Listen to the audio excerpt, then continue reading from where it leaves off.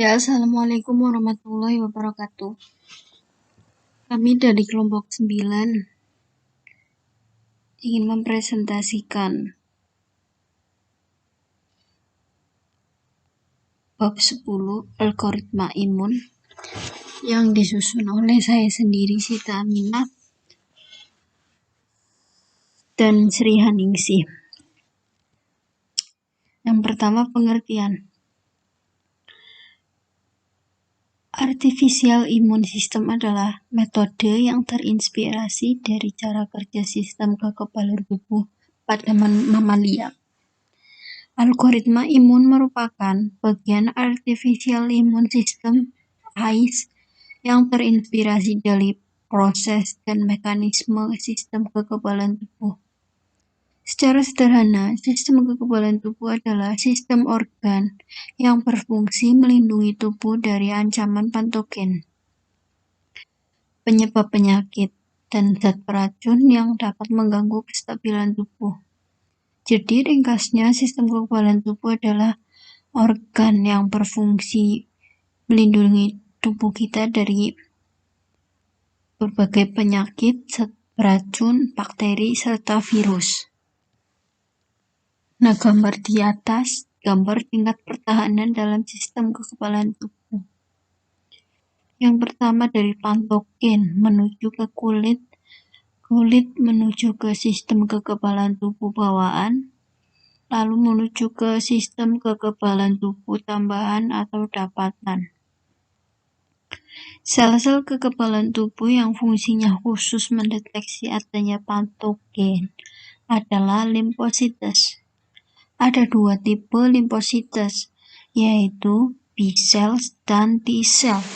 Pengertian dari B-cell dan T-cell itu sendiri merupakan B-cell bekerja secara humoral, bersirkulasi dalam peredaran darah dan limfa, serta mukosa. Sedangkan T-cell berperan di dalam sel. B-cell mampu mengenal antigen protein, B-cell mampu mengenali antigen protein, karbohidrat, asam nukleik, dan limfat. Proses deteksi patogen oleh B-cell dan T-cell menggunakan prinsip komplement struktur bentuk reseptor. Gambar di atas merupakan gambar proses deteksi antigen oleh reseptor. Agar reseptor mampu mengikat antigen, maka reseptor harus mempunyai struktur bentuk yang berkomplement terhadap struktur antigen. Untuk menyatakan kekuatan ikatan antara antigen dengan reseptor, digunakan istilah affinity. Affinity itu berarti persamaan. Sel yang bertugas untuk mendeteksi patogen yaitu sel limfosites. Selain itu, sel limfosites juga harus bisa membedakan self-antigen dengan non-self-antigen. Self-antigen itu sendiri antigen yang terdapat di self-antigen itu antigen pribadi, sedangkan non-self-antigen antigen yang tidak pribadi. Metode yang digunakan perlawanan dengan clonal selection, yaitu dengan melatihkan limfosites untuk mengikat self-antigen. Jika struktur limfosites berkomplement atau dapat mengikat self-antigen, maka limfosites tersebut akan dimatikan. Sedangkan limfosites yang tidak dapat mengikat self-antigen akan tetap dipertahankan hidup.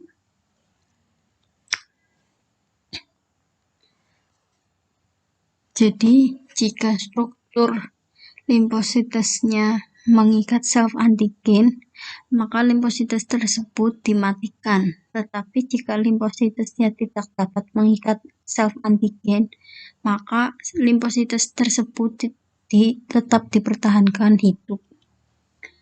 Nah, gambar di atas merupakan gambar proses clonal selection.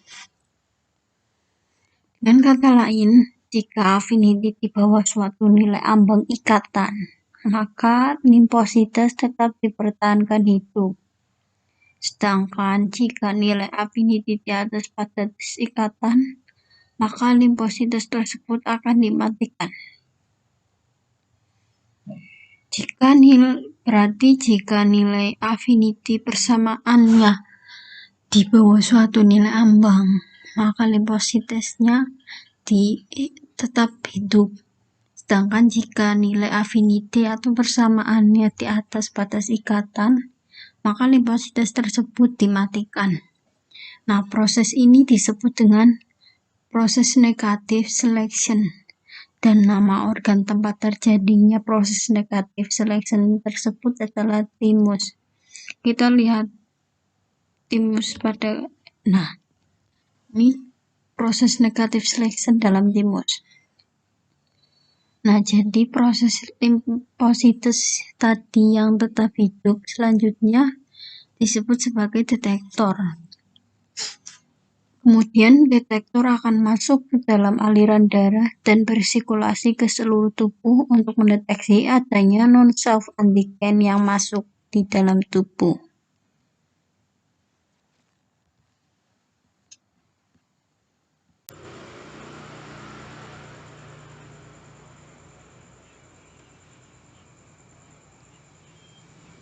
Artificial Immune System atau AIS. AIS merupakan sistem komputasi yang diinspirasikan oleh teori imunologi, mengamati fungsi, prinsip, dan mekanisme kekebalan yang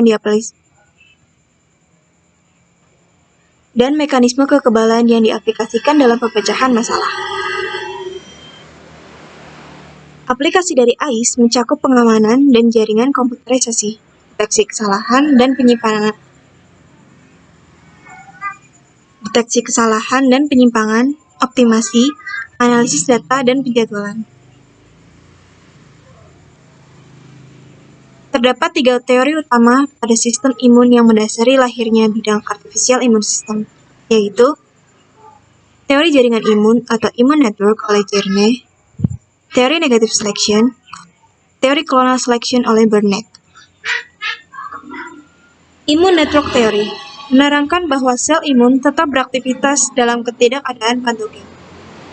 Bahkan, antibodi dan sel imun saling mengenali dan merespon satu dengan yang lain, sehingga menyebabkan kegiatan sel menjadi sangat dinamis. Pada teori ini, pengenalan pada antigen menghasilkan aktivasi jaringan, sedangkan pengenalan dari antibodi yang satu terhadap yang lain menghasilkan supresi jaringan. A. Algoritma negative selection. Mekanisme negative selection direpresentasikan sebagai proses pembangkitan detektor yang dipergunakan untuk mendeteksi pola non-self antigen. Misalkan terdapat pola non-self P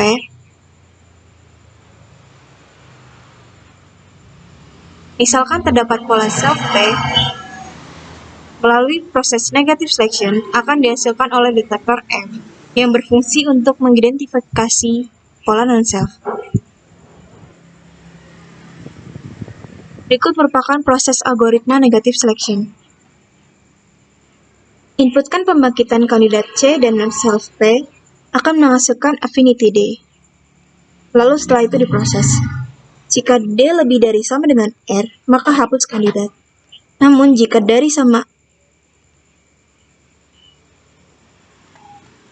jika kurang dari sama dengan R, maka pola detektor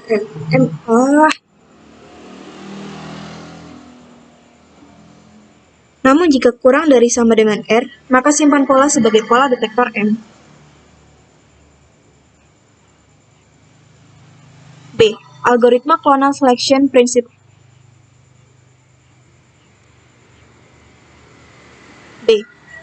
Algoritma clonal selection. Prinsip clonal selection adalah seluruh proses pengenalan antigen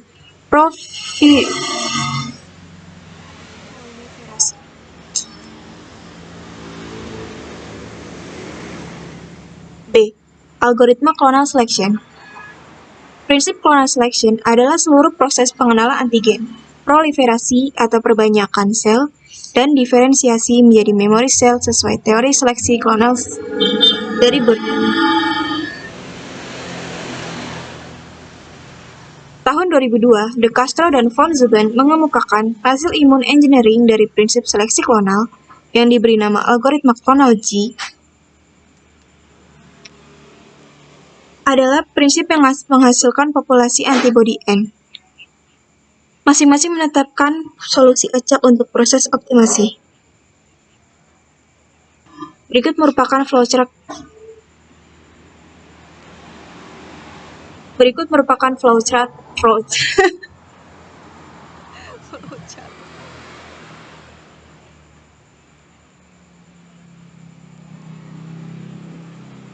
merupakan flowchart clonal G model clonal selection.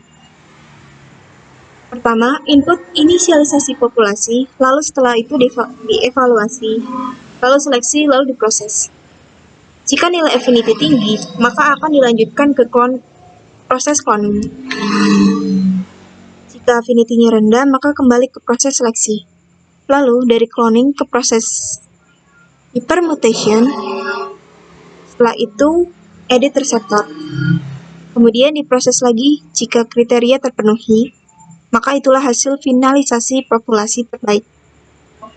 Dan proses selesai. Jika tidak memenuhi, maka akan kembali ke proses evaluasi. Sekian, terima kasih.